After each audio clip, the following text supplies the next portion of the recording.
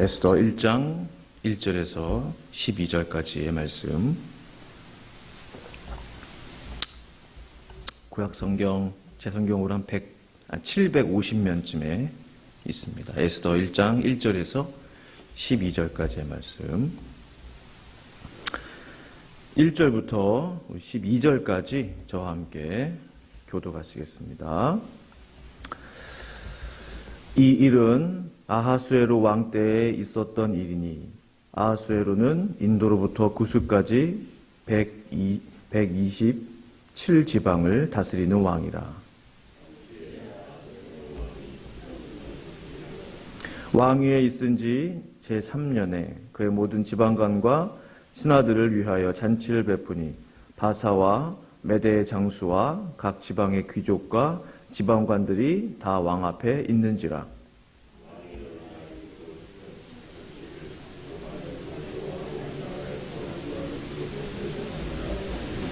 이날이 지남에 왕이 또 도성 수산에 있는 귀천간의 백성을 위하여 왕궁 후원 뜰에서 7일 동안 잔치를 베풀세.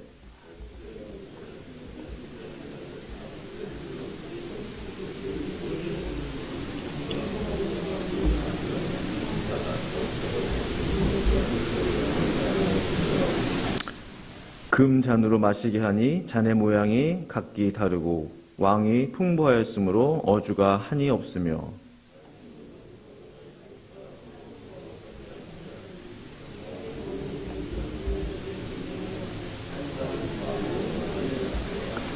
왕후 와스디도 아하수에로 왕궁에서 여인들을 위하여 잔치를 베푸니라.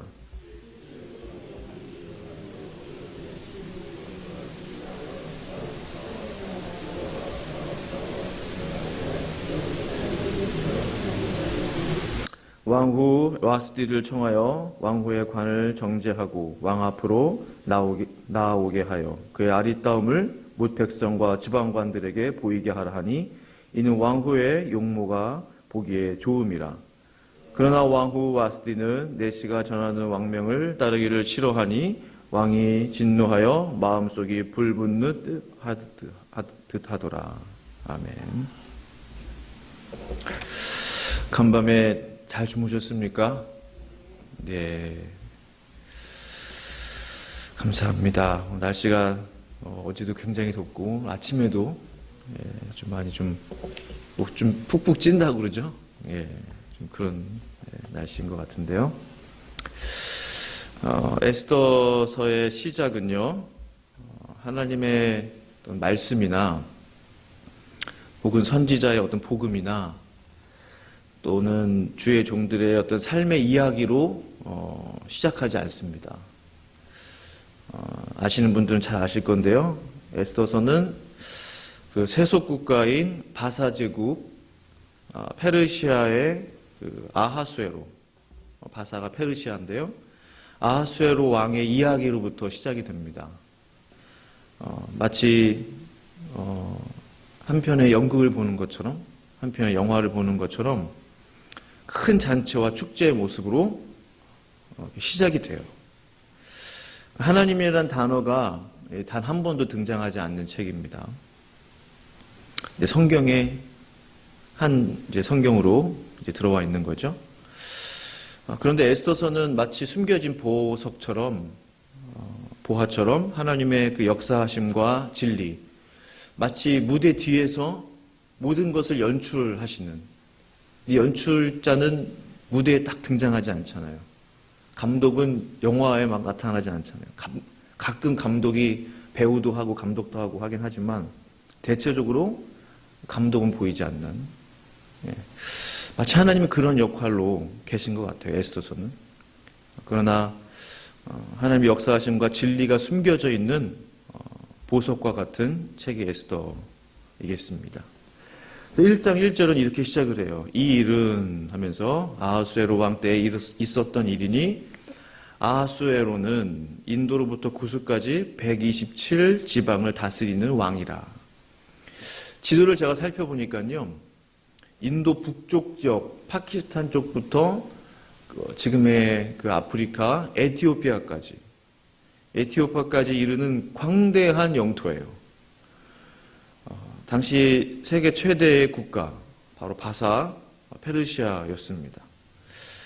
페르시아 제국은 당시에 127지방을 다스렸어요. 아하수에로 왕 때에 가장 많은 지방을 다스리게 됐습니다. 원래 120이었다가 더 이제 영토가 늘어난 거죠. 이제 그가 이제 3년 만에 이제 재임하고 나서 3년 후에 지금과 같은 이제 강대국을 이루게 된 건데요. 얼마나 나라의 힘이 강했냐면 자신들의 관료들과 신하들을 위해서 잔치를 베풀었어요. 그동안 열심히 해왔다는 거죠. 무려 180일, 성경에 기록된 대로 180일이면 한 6개월 정도, 6개월 동안이나 국가적인 잔치, 국가적인 축제를 열었습니다. 훗날 유럽이나 이제 중동을 제패한 호령한 로마 제국도 감히 이러한 그 국가적인 내셔널 페스티벌 이런 거를 열 거는 꿈도 못 꿨을 거예요. 끊임없는 이제 성경을 보니까 이제 음식들과 술들이 나오고 또 금잔으로 또 마시고 이처럼 막대한 돈과 인적 자원이 들어가는 그 내셔널 뱅크웨시라고 하는데 아하수에로 왕은 배설했습니다. 뿐만 아니라 180일이 마치니까요. 이제 일반 서민들을 위해서 일주일 동안 또 축제를 벌여줘요. 어드미션은 프리입니다. 누구나 와서 이 잔치에 참여할 수 있는. 성경을 보니까 먹고 마시는 이 잔치에도 예절과 법도가 있었다고 해요.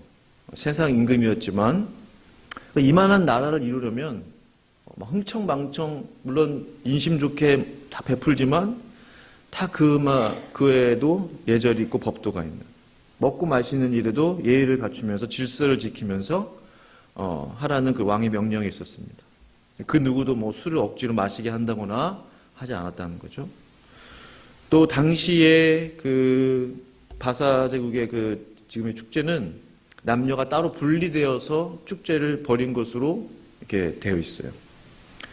그러니까 생각한 것보다 좀 건전하게 남녀가 분리돼서 축제할 수 있도록 인심 넘치는 이제 잔치집 분위기. 근데 너무나 나라가 막강하고 힘이 있었기 때문에 좀 호화스럽게 그렇게 축제를 벌였던 것으로 추측해 봅니다. 잔치의 마지막 시간이 다가왔어요. 6개월도 지나고 이제 백성들과 함께한 일주일의 시간의 마지막 일주일째. 이제 피날레예요. 가장 흥이 많고 또 이제 내일부터는 없으니까 마지막 이제 잘 즐기자. 이제 그러지 않았겠어요? 근데 마지막 하이라이트를 어떻게 할까? 근데 왕이요. 자신의 아름다운 왕비 와스디를 백성들에게 보여주고 싶었어요. 그 와스디라는 이름은 사랑스러운이란 뜻이 있어요. 사랑스러운. 얼마나 왕비가 어여뻤으면 사랑스러운. 사랑스러운 왕비를 보여주고 싶었습니다. 충분히 그럴 자격이 있다고 봐요. 가장 강대한 나라를 이루었고 그동안 고생한 관리들을 또 격려해주고 백성들도 위로해주고 그 왕비를 이렇게 하면은 그 흥이 마지막에 이제 피날레가 될 것 같아요. 그렇지 않습니까? 그런데 왕비가 오려고 하지 않는 거예요.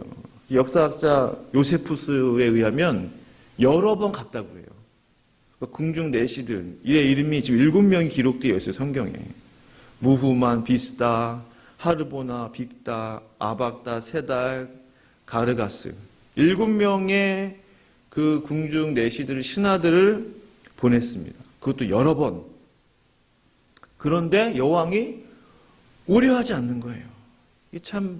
이 잔칫날 완전히 지금 마지막 날인데 어찌된 영문인지 여왕은 가기를 싫어했다고 기록합니다. 그래서 오늘 말씀 12절에 그러나 왕후 와스디가 내시에 전하는 왕명을 쫓아오기를 싫어하니 왕이 진노하여 중심이 불 붙는 듯 하더라. 세번역 성경 보면은 몹시 화가 났다. 마음속에서 분노가 불같이 치밀어 올라왔다. 표현이 참 아주 정확합니다. 분노가 막 불같이 치밀어. 성도 여러분도 그런 적 있으시죠? 분노가 막, 이게 막 불화가 난다고 그러잖아요. 치밀어 올라온 거예요. 이 잔치를 망칠 셈이냐, 여왕이 지금 마지막 날. 얼마나 화가 나겠어요. 도저히 참을 수가 없었다고 기록해요. 백성들 앞에서, 신하들 앞에서 체면이 말이 아닙니다. 이 생각해 보세요. 온 나라를 다스리는 왕이 가장 가까운 왕비를 초청하지 못해요. 부르지 못해요. 모든 신하들을 다 부를 수 있어요. 어디를 다스리는 왕 당장 오라. 한번 와야 되잖아요. 어디에 있는 신하 와. 그럼 와야 되잖아요. 다 온단 말이에요. 근데 오직 한 사람 왕비는 오지 않은 거예요.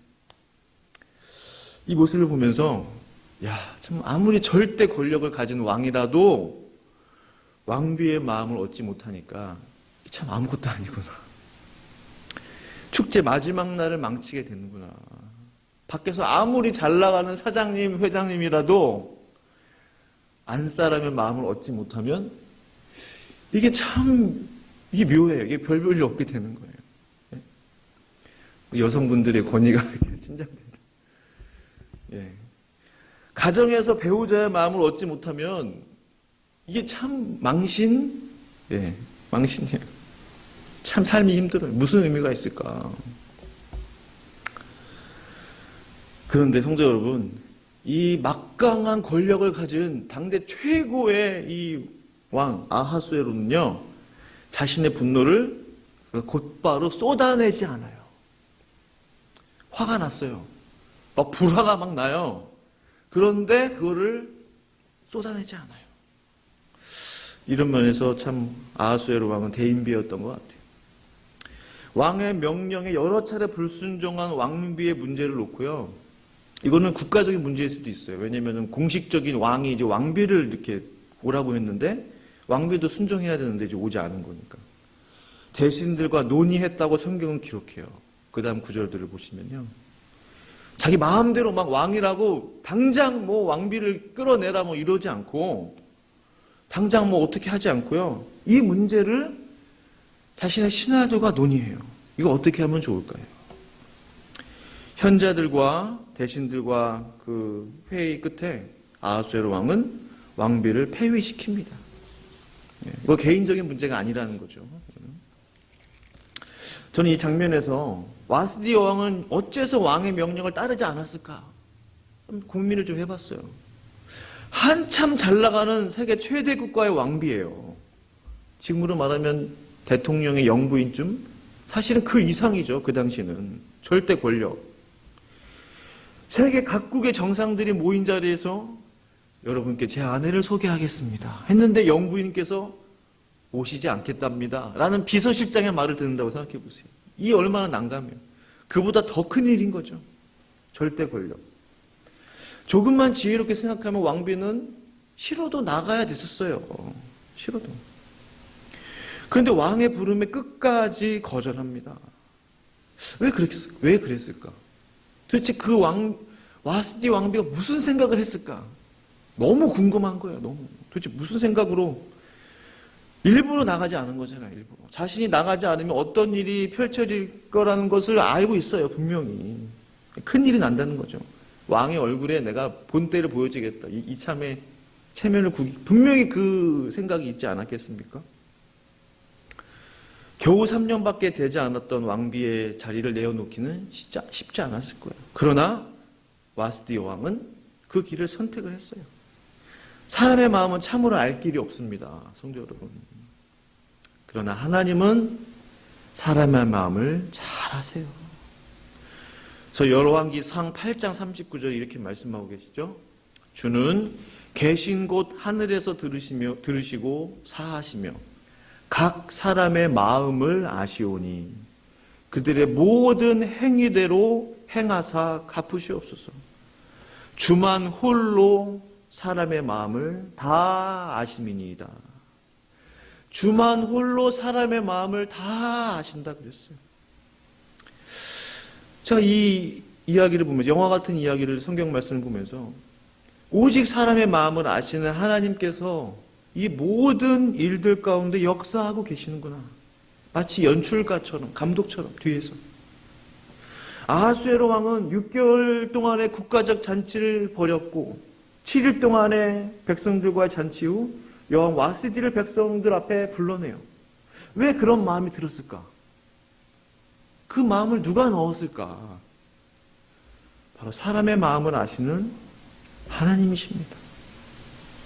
과연 누가 여왕 와스디의 마음을 움직여서 임금 앞에, 백성들 앞에, 신하 앞에 나가지 말아야 되겠다 라는 마음을 갖게 하셨을까? 누가 그 마음을 움직였을까? 바로 사람의 마음을 아시는 하나님이세요. 과연 누가 이후에 와스디를 폐위시키고 그 회의 가운데 사람들의 마음을 움직이고 신하들의 마음을 움직이고 이제 곧 에스더 왕비를 세우고자 모든 신하들과 관료들과 왕의 마음을 그렇게 움직이게 하셨을까? 바로 사람의 마음을 아시는 하나님이십니다. 그래서 하나님이 일하시는 역사의 현장은 눈에 보이는 현장이 아니더라고요.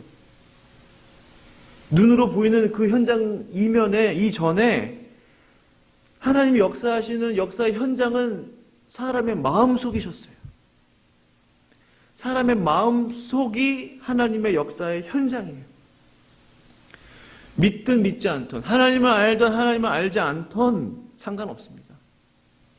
모든 사람의 마음을 움직이셔서 역사하시는 하나님이시고, 그래서 하나님은 사람의 외모를 보지 않으시고 중심을 보신다 라고 하신 것이죠.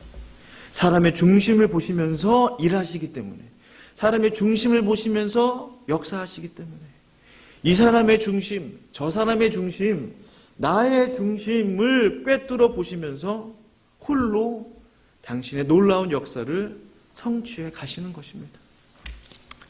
역사의 주관자, 정말 그야말로 히스토리 메이커이신 그 전능하신 하나님 앞에 우리의 마음의 중심을 열어서 그분 앞에 나아가기를 원해요. 이 새벽에, 이 아침에 중심을 통해서 역사하시는 그 하나님께 나의 마음을 드리지 않으시겠습니까? 나의 마음이 하나님의 역사의 현장 되기를 간절히 축원합니다. 함께 시간 기도하시겠습니다.